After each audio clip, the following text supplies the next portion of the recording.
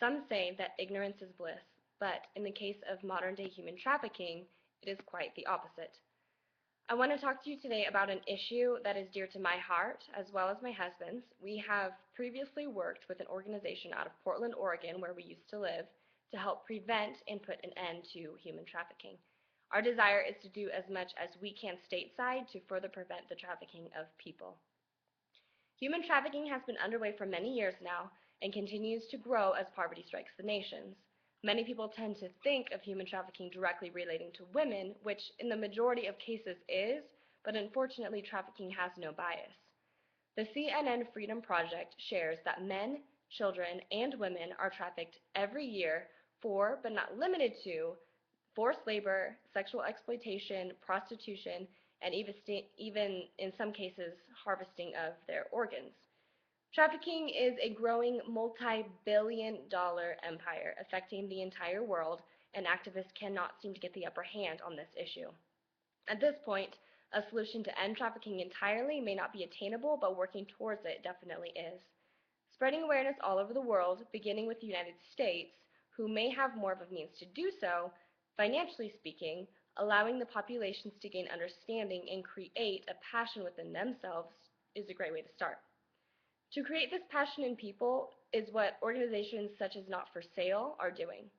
David Bastone of the Not for Sale campaign states that by creating enterprise for vulnerable communities, offering social services to survivors and those at risk to human trafficking, and evaluating the use of forced labor in mainstream supply chains, Not for Sale works to make sure that no one is for sale. My husband and I have been huge supporters of Not for Sale for many years now, and I strongly suggest you look into it if you are not familiar with this organization. All of the ideas and revenues that NFS lists certainly helps to combat human trafficking, but sometimes is not enough. Buying a t-shirt with a logo on it or handing out a flyer can be effective for the average person, but what really makes an impact tends to be the more dangerous and vulnerable option, such as rescue missions. International Justice Mission has been working since 1997 and states that their mission is to secure immediate victim rescue and aftercare, to prosecute perpetrators, and to ensure that public justice systems such as polices, courts, and laws effectively protect the poor. Working all over the world in areas such as Thailand, Uganda, Germany, and the Netherlands, and many more, IJM is able to personally intervene in situations of human trafficking, allowing for a complete restoration in the victims that are rescued.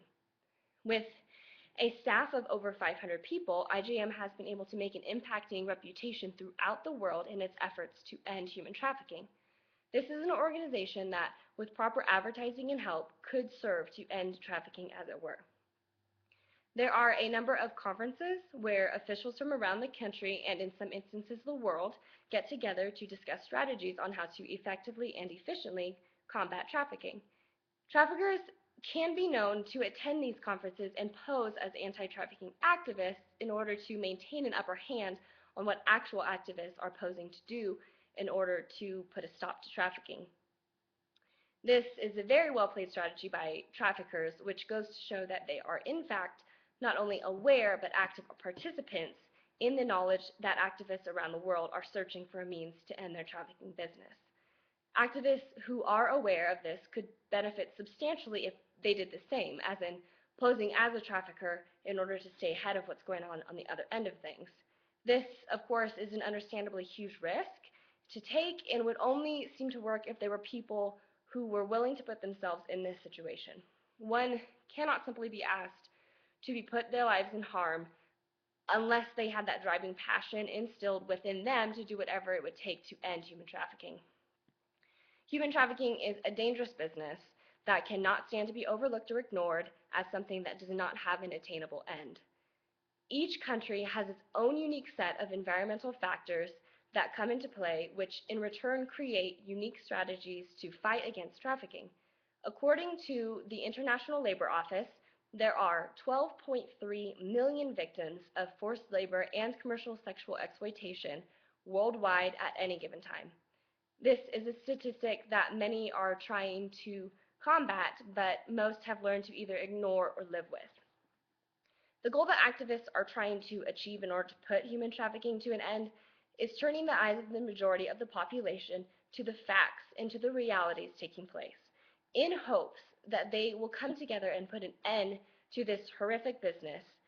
I hope that through the information I've just provided for you, you will have a better understanding of this and what's going on in our country and our world. Thank you.